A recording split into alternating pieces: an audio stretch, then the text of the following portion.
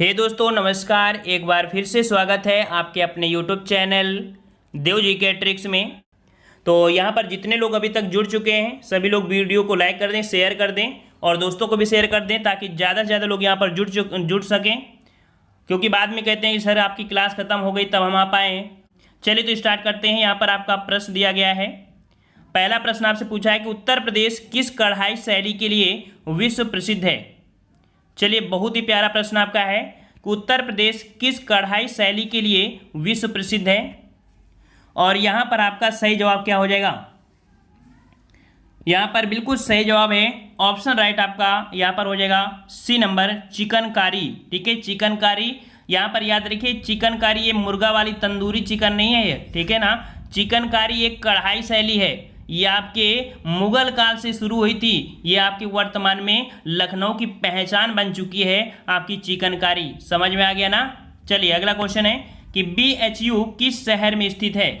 BHU किस शहर में स्थित है? बनारस हिंदू यूनिवर्सिटी, BHU, जो कि ऑप्शन आपका यहाँ पर कौन सा हो जाएगा?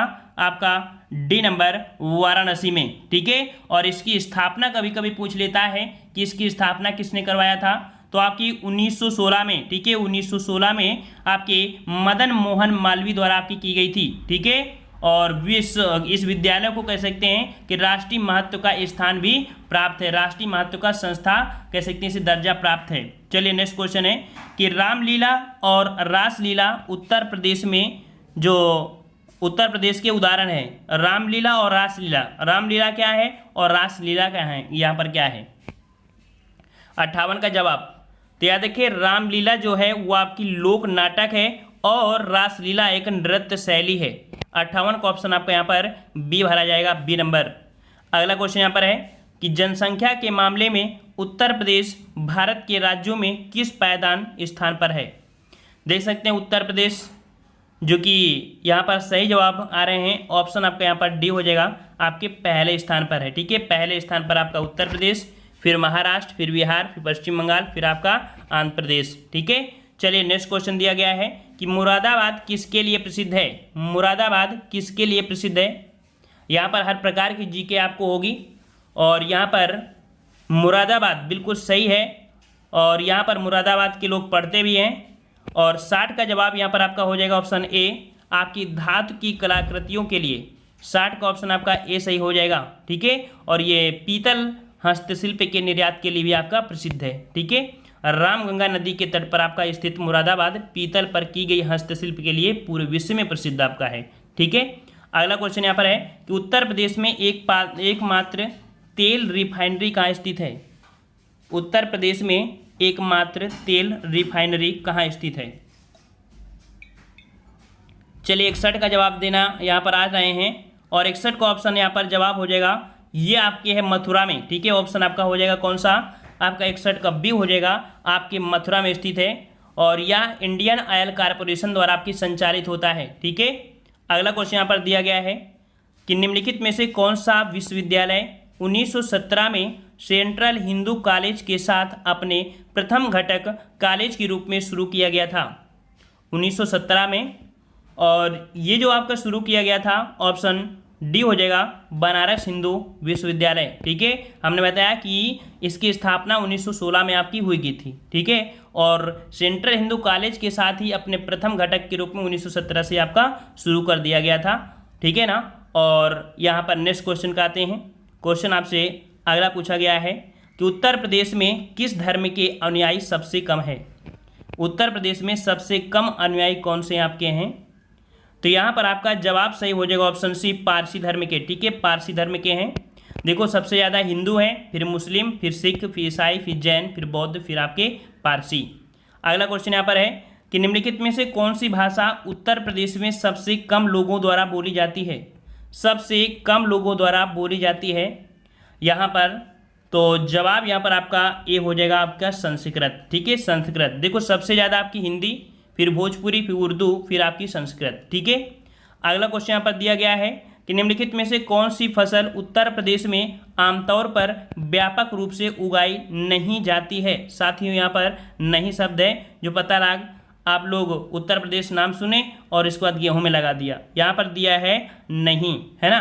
तो 65 का जवाब यहाँ पर आपका हो जाएगा डी नंबर, कपास। ठीक है, कपास ये व्यापक रूप से उगाई नहीं जाती है, और ऐसा नहीं है कि बिल्कुल उगाई ही ना जाए, उगाई जाती है लेकिन व्यापक रूप दे दिया गया है। और मुख्य रूप से कपास कहाँ उगाया जाता है, तो आपके गुजरात, महाराष्ट्र। ठीक है, और इसी के लिए कह सकते हैं मिट्टी उपयुक्त भी होती है, जो महाराष्ट्र है, काली मिट्टी। ठीक है, अगला क्वेश्चन है कि निम्नलिखित में से किस नेता को नेताजी कहा जाता था। नेताजी, जो कि सबको आना चाहिए जवाब।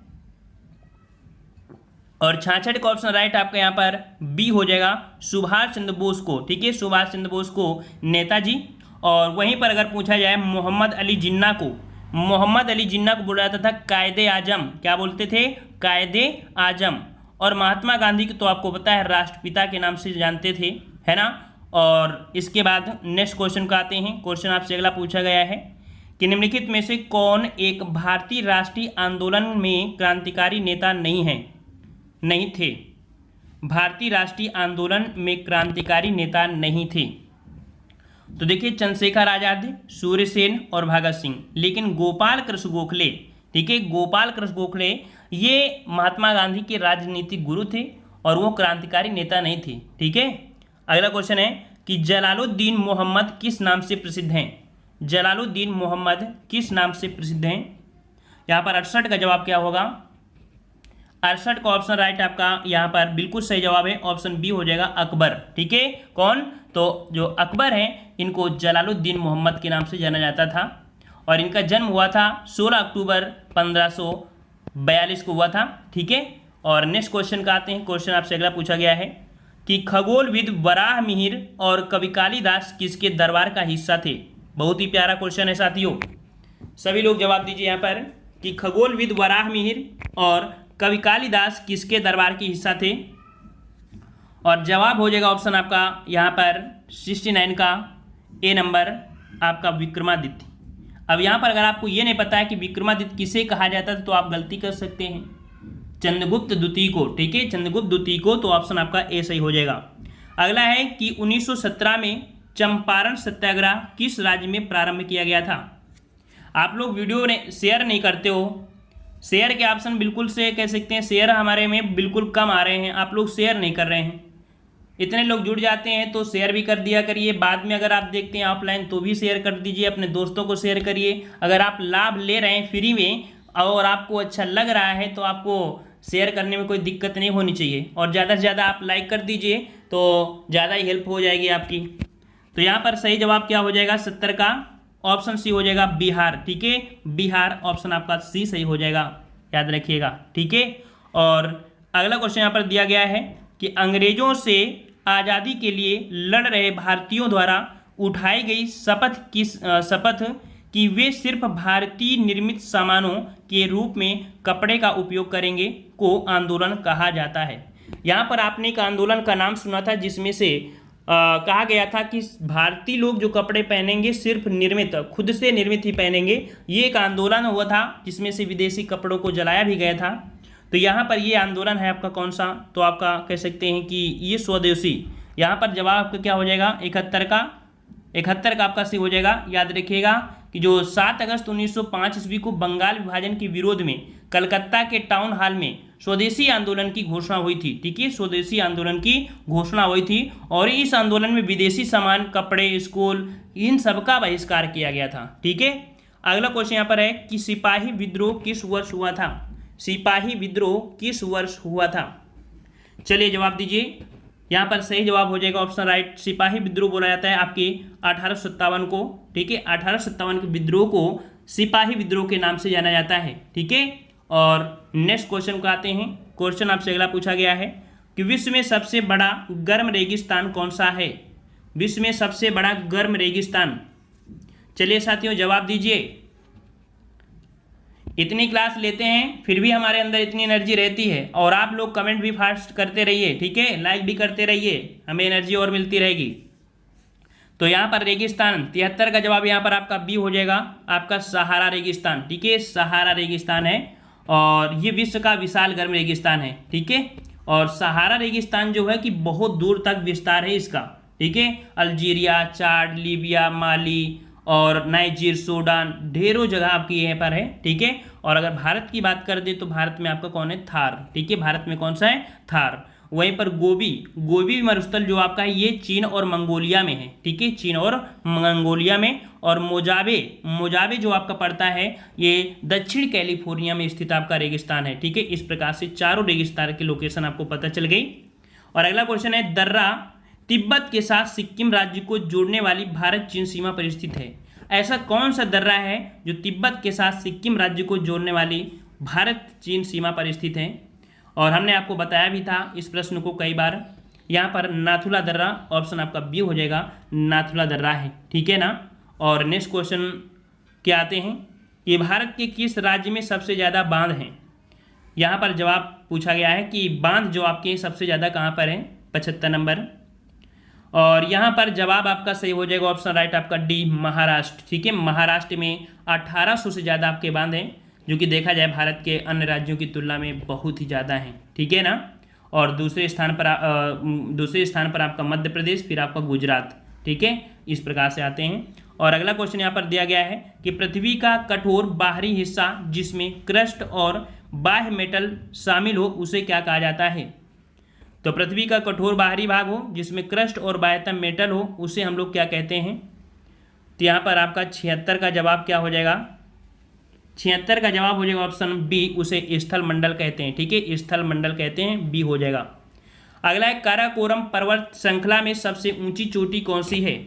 काराकोरम पर्वत श्रृंखला में सबसे ऊंची चोटी आपकी कौन सी है, 77 का जवाब देना है। और काराकोरम श्रेणी यहाँ पर देखिए जो आपका कह सकते हैं हिमालय पर्वत है, तो हिमालय पर्वत में आपने इस प्रकार देखा होगा, तो यहाँ पर ये जो आपकी जगह होती है यही आपकी श्रृंखला है, आपकी काराकोरम पर्वत श्रृंखला। और यहीं पर एक आपकी है चोटी जो आपकी K2 है, ठीक है, K2 है, ये आपकी ऑप्शन आपका यहाँ पर हो जाएगा 77 का, आपका कौन सा, आपका बी नंबर हो जाएगा, ठीक है। और कह सकते हैं कि जो ये है यहाँ से तो थोड़ा सा ये गुलाम कश्मीर में आपका चला गया है, अर्थात गुलाम कह सकते हैं ना, बोलते हैं गुलाम कश्मीर है, पाकिस्तान के अंडर में है। तो यहाँ पर वर्तमान में देखा जाए तो ये चोटी आपकी जो है वो आपके पाकिस्तान के अंडर में है, ठीक है। और अगर भारत की पूछ ली जाए कि वर्तमान में, अगर वर्तमान लगा दिया जाए कि भारत की ऊंची चोटी है तो आप K2 को मत लगाइएगा, आपकी कंचनजंगा को लगाना, ठीक है, वर्तमान अगर लगा देता है तो, ठीक है। अगला क्वेश्चन है, स्वीडन की राजधानी का नाम क्या है। स्वीडन की राजधानी, यहाँ पर सही जवाब क्या हो जाएगा 78 का, तो स्वीडन की राजधानी स्टॉकहोम है, ठीक है, ऑप्शन आपका ए हो जाएगा स्टॉकहोम, ठीक है। और यहाँ पर स्विट्जरलैंड, बर्न, लक्सबर्ग तथा स्पेन की राजधानी मैड्रिड। अगला क्वेश्चन यहाँ पर दिया गया है कि भारत के राष्ट्रपति का कार्यकाल कितने वर्षों का होता है। बिल्कुल इजी क्वेश्चन, भारत के राष्ट्रपति का कार्यकाल कितने वर्षों का होता है, 79। तो याद रखिए ऑप्शन आपका सी हो जाएगा, 5 वर्ष होता है, ठीक है, 5 वर्ष ही तो होता है, ज़्यादा होता है, इतना ही होता है, ठीक है। चलो, किसी नए राज्य के गठन के लिए भारतीय संविधान की किस अनुसूची में संशोधन करने की आवश्यकता होती है। अगर कोई नया राज्य आपको गठन करना है तो ये किस अनुसूची के तहत हम लोग संशोधन करेंगे। तो याद रखिए आपकी प्रथम अनुसूची है, ठीक है, 80 का ऑप्शन बी हो जाएगा, आपकी प्रथम अनुसूची में है। और आपको पता है कि भारत के संविधान में कुल 12 अनुसूचियाँ हैं, ठीक है। तो इस प्रकार से ऑप्शन आपका यहाँ पर बी हो जाएगा, प्रथम हो जाएगा बी।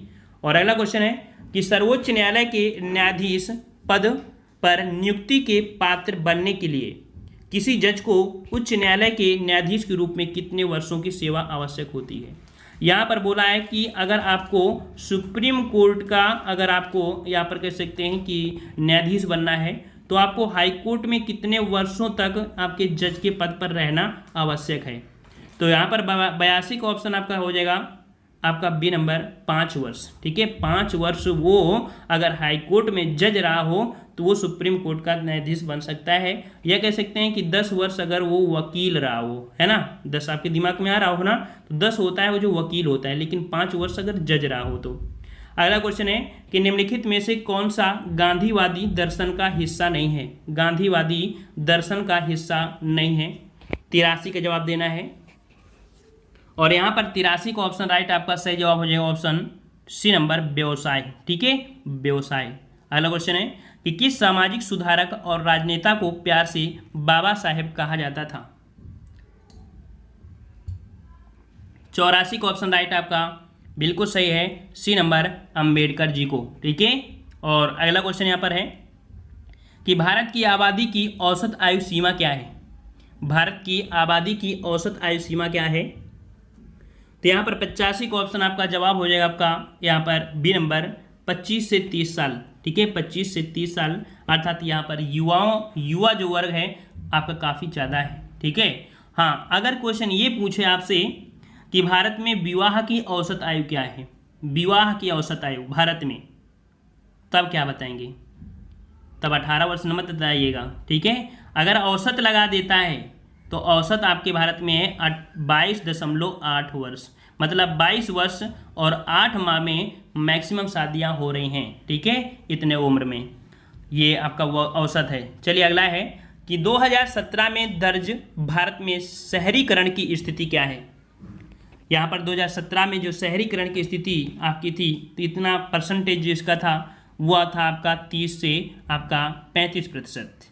अगला क्वेश्चन है कि किस वर्ष भारत में बैंकों का राष्ट्रीयकरण किया गया था? किस वर्ष भारत में बैंकों का राष्ट्रीयकरण किया गया था? चलिए यहाँ पर जवाब देना है। तो यहाँ पर आपका सही जवाब क्या हो जाएगा?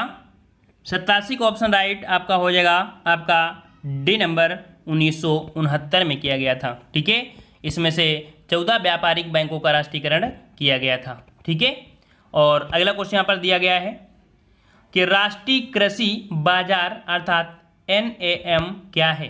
राष्ट्रीय कृषि बाजार क्या है? 95 का जवाब, और यहाँ पर 95 का ऑप्शन राइट आपका सही जवाब क्या हो जाएगा? तो ऑप्शन राइट यहाँ पर आपका हो जाएगा सी नंबर कि कृषि उपज के लिए राष्ट्रीय ई व्यापार मंच। ठीक है, आपका ऑप्शन सी सही हो जाएगा। अगला क्वेश्चन दिया गया है कि भारत द्वारा निर्यात की जाने वाली शीर्ष 5 वस्तुओं में से कौन से 2 कृषि उत्पाद हैं?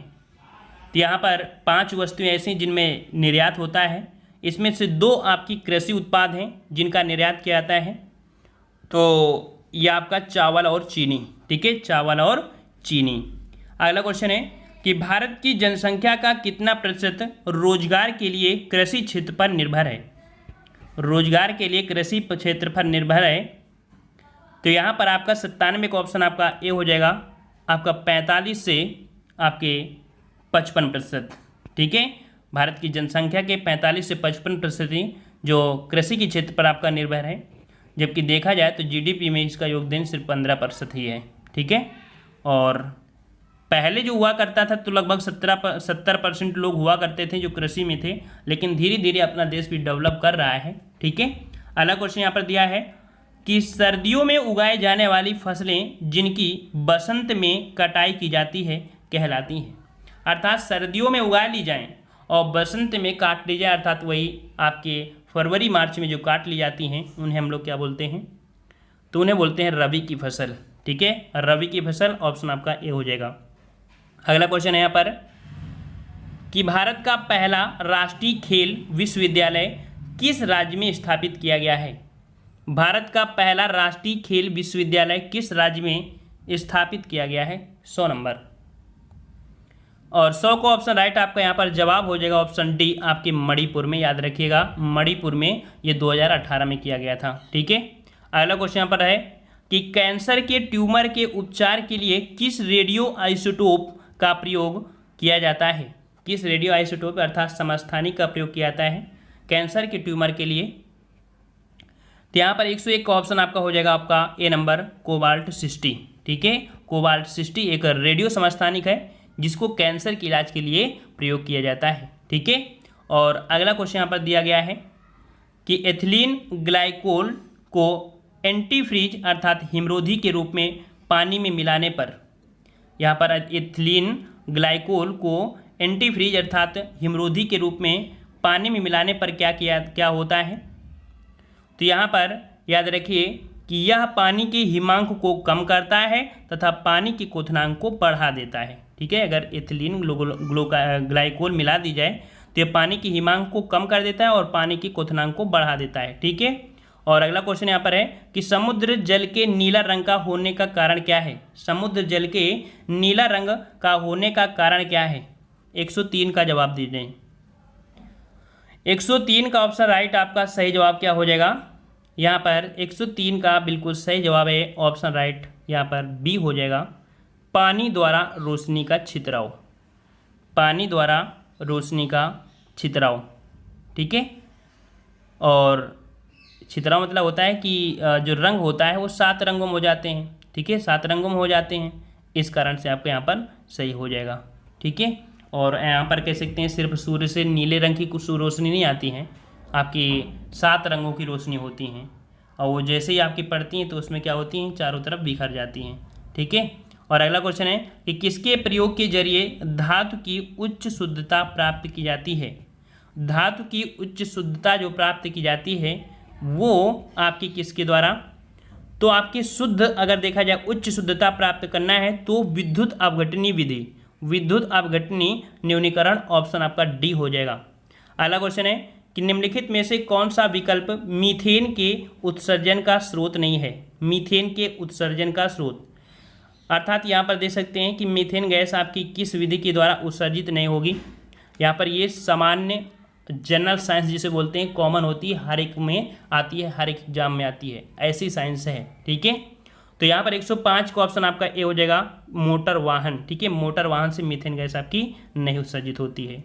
अगला है सार्वजनिक आपूर्ति हेतु पानी का पीएच मान किस श्रेणी में होता है। सार्वजनिक आपूर्ति के लिए जैसे हम लोग पानी पीते हैं या कुछ भी करते हैं, यूज करते हैं, तो उसका सामान्य पीएच मान जो होता है वो कितना होता है, तो ये होता है आपका 6.5 से 8.5 तक होता है, ठीक है। शुद्ध पानी का तो वैसे आपका कितना होता है, 7 होता है, 7, ठीक है। और अगला क्वेश्चन यहाँ पर पूछा गया है कि पानी की घरेलू आपूर्ति हेतु आर्सेनिक तत्व की अधिकतम अनुमत मात्रा कितनी होनी चाहिए। याद रखिए पानी जो होता है उसमें आर्सेनिक भी पाया जाता है, ठीक है, लेकिन कितनी मात्रा होनी चाहिए, तो ये यहाँ पर जवाब हो जाएगा बी नंबर, उसमें 0.050 ppm, ठीक है, ppm होता है जो उसकी शुद्धता को बताता है। और अगला क्वेश्चन यहाँ पर दिया है कि पर्दे पर उत्तल लेंस द्वारा वस्तु की वास्तविक आकृति बनती है।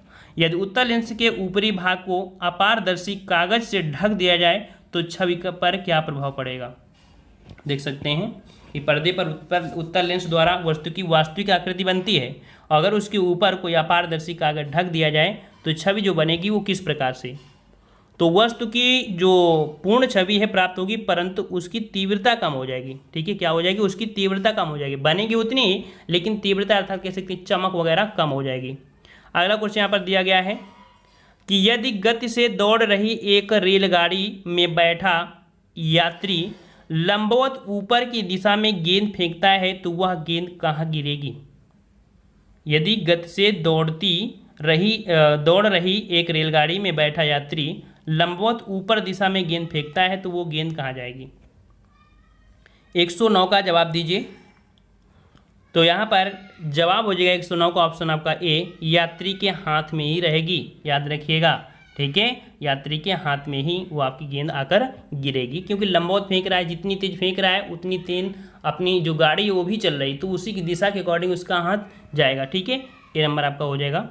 अगला क्वेश्चन यहाँ पर दिया है कि प्रत्यावर्ती धारा अर्थात एसी को डीसी में किसके द्वारा परिवर्तित किया जाता है। एसी को डीसी में परिवर्तित जो किया जाता है वो किसके द्वारा, तो ये होता है दिष्टकारी अर्थात रेक्टिफायर, तो रेक्टिफायर के द्वारा एसी को डीसी में हम लोग कन्वर्ट करते हैं, ठीक है।